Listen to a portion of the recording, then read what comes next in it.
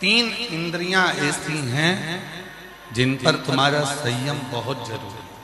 पहले नंबर पर है तुम्हारी वाणी का संयम।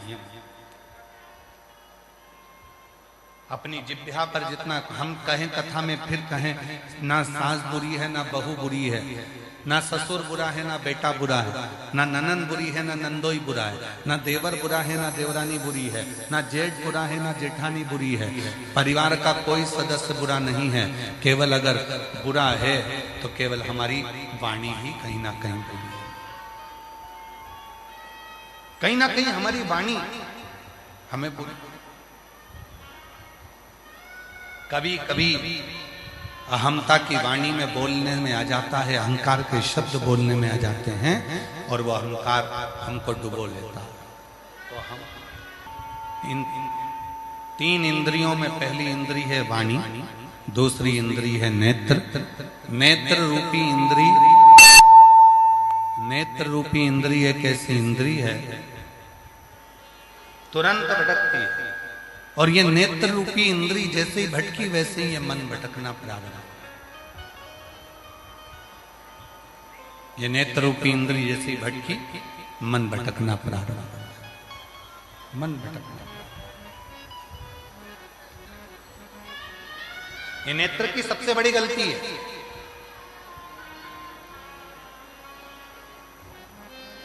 संसार में नेत्र रूपी इंद्री एक ऐसी इंद्री है जो अच्छाई कम देखती है और बुराई ज्यादा देखती है। मोबाइल पकड़ो, खोलो, और मोबाइल खोलते से ही किसी के बारे में अगर अच्छा आ रहा होगा तो तुम पढ़ोगे नहीं, और उसके बारे में अगर बुरा लिखा होगा तो तुम अच्छे से पढ़ोगे। ओरे ओहो, बहुत ध्यान लगाकर पढ़ोगे। किसी के लिए अच्छा आया होगा, तुम उस फोटो को, उस वीडियो को किसी को नहीं भेजोगे, पर जैसे ही किसी के लिए बुरा वीडियो आ गया, किसी के लिए बुरा लिखा हुआ आ गया, किसी के लिए गलत लिखा हुआ आ गया, तुम तुरंत उसे फॉरवर्ड करना प्रारंभ कर दो। नेत्र रूपी इंद्री बड़ी विचित्र, नेत्र रूपी इंद्री बड़ी विचित्र। यह नेत्र रूपी जो इंद्री है ये मन को भी डोला देती है। मन नेत्र,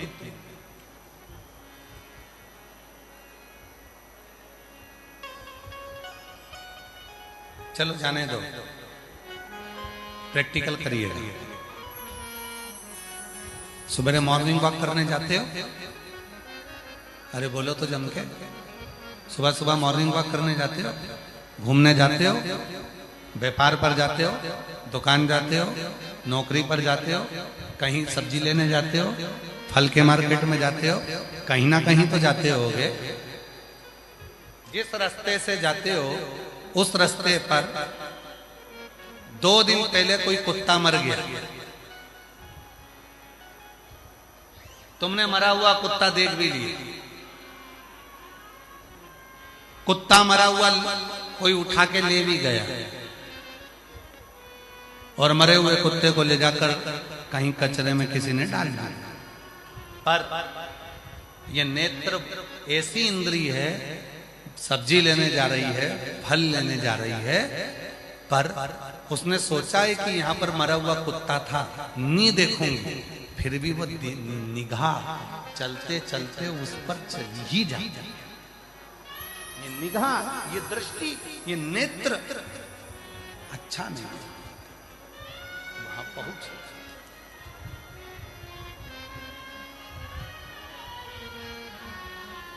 इसीलिए शिव महापुराण की कथा में कहा गया कि इस वाणी को भी शिव में लगा दो, इस नेत्र को भी शिव में लगा दो। और तीसरे नंबर की इंद्री है ये श्रवण, ये कान, ये सबसे भारी इंद्री है। कथा में इसका मन ही नहीं लगता इन कानों का, और अगर कहीं का बुराई करने बैठ जाए, चुगली करने बैठ जाए, निंदा करने बैठ जाए, तो ये श्रवण इतने काम करते हैं, और पूरा हुंकारे के साथ। अच्छा ऐसा बोल रही थी? हाँ। कौन? वो? हाँ। पूरे हुंकारे के साथ ये कान अपना काम। इसीलिए शिव महापुराण की कथा में श्रोताओं के 3 क्रम बताए। ये सुनने के लिए आए हो तो आप लोग श्रोता के 3 क्रम बताए। पहले नंबर पर होता है सरोता। सरोता देखा है आप लोगों ने? जम के तो बोलो। सुपारी कतरने वाला, सुपारी कतरते हैं। अभी तो आम आ रहे हैं, कैरी आ रही है कच्ची, तो उसका अचार बनाने के लिए सरोता।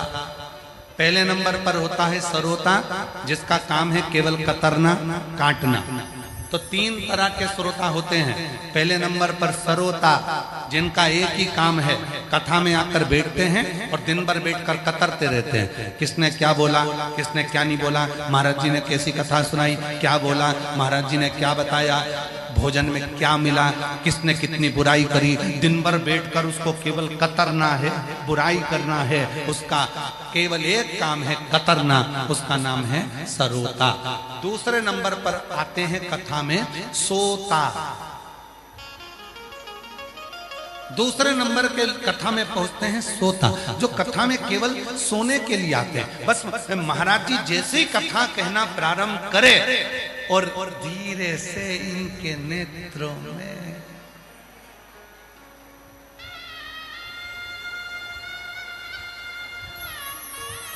लोगों को लग रहा है कथा में कितनी डूबी है। डूबी नहीं है, ऊबी है। और किसी ने जगह दिया, सो रही है क्या? फिर ऐसी ऐसी क्या कर रही है? कुछ नहीं, भोलेनाथ जी भाग रहे थे तो बुला रही थी।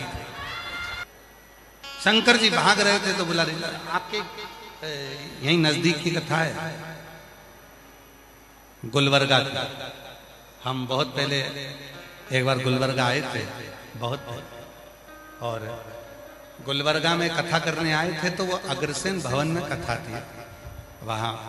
तो भवन था छोटा, लोग हो गए ज्यादा, और एक माताजी ब्लैक कलर का चश्मा लगा के आती थी। पूरे भवन में कहीं पांव रखने की जगह नहीं थी, बाहर अंदर सब दूर, पर उसके पास में जगह ही जगह थी, उसके पास कोई नहीं बैठता। और वो ब्लैक कलर का चश्मा लगा के आती थी और बैठ जाती थी। और कथा में वो बैठती थी हमेशा एक खंबे से टिक के, उसका स्थान पक्का था और उसके पास कोई नहीं बैठता था। तो हमने 1-2 लोगों से कहा कि तुम्हारे पास वहां जगह नहीं है तो वहां बैठ जाओ। अरे महाराज जी घुर्राटे भरती है, खूब सोती है। अब मन में आया कि कथा में कोई सोता है क्या? कथा पूरी हुई, बेलपत्र लेने के लिए वो आई, तो हमने कहा माँ तू कथा में आकर सोती है, तू घर पे नहीं सोती है? अरे गुरुजी, दिन के समय में बहू चली जाती नौकरी पे, छोरा चले जाता नौकरी पे, बच्चे छोड़ के चले जाते हमारे माथे। तो हम तो भोलेनाथ जी से के ऐसी कथा हमारे गुलबर्गा में होती रहे, कम से कम 2 बजे से 5 बजे तक सोने का मौका तो मिल जाए।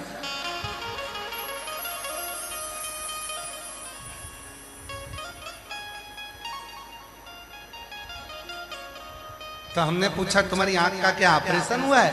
नहीं, काले चश्मे में दिखती नहीं ना।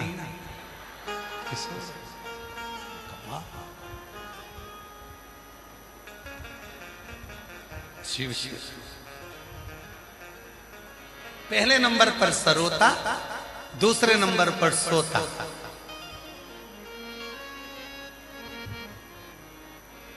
कई लोग हैं जिनको कथा में नींद आ जाती है। ऐसा लगता है जैसे सीहोर वाला बाबा लोरी सुना रहा है।